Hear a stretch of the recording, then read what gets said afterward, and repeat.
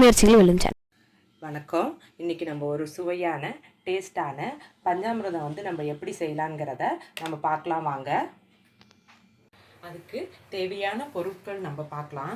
வாழைப்பழம் வந்து நீங்கள் எந்த வாழைப்பழமாக இருந்தாலும் எடுத்துக்கோங்க. அது நல்லா இந்த மாதிரிக்கு நல்லா கனிஞ்சிருக்கணும். அதுக்கப்புறம் பார்த்தீங்கன்னா பேரிச்சம்பழம் வந்து ஒரு 5 பழம் எடுத்து கொட்டையை நீக்கிட்டு இது மாதிரி பொடியாக நறுக்கிக்கோங்க. திராட்சை வந்து ஒரு 10 திராட்சை எடுத்துக்கோங்க. கல்கண்டு வந்து உங்களுக்கு எவ்வளோ தேவையோ அந்த அளவுக்கு வந்து கல்கண்டு எடுத்துக்கோங்க. நாட்டு சர்க்கரை வந்து ஒரு 5 டேபிள் ஸ்பூன் எடுத்துக்கோங்க. நெய் வந்து ஒரு 2 ஸ்பூன் எடுத்துக்கோங்க. ஏலக்காய் வந்து ஒரு அரை ஸ்பூன் எடுத்து இது மாதிரி ஏலக்காவை நல்லா தட்டி எடுத்துக்கோங்க. இது வந்து தேன் வந்து ஒரு 2 ஸ்பூன் எடுத்துக்கோங்க.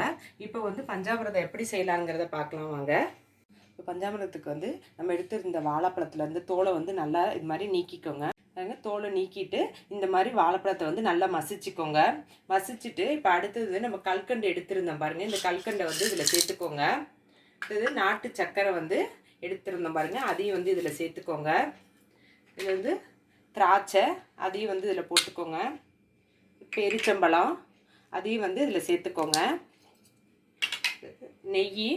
நெய்யை வந்து இது மேலே அப்படியே ஊற்றிக்கோங்க. இது ஏலக்காய் தூள், அதையும் வந்து இதில் வந்து போட்டுக்கோங்க. இது தேன் எடுத்துருந்தேன் பாருங்கள், இந்த தேனையும் வந்து இதில் வந்து சேர்த்துக்கோங்க.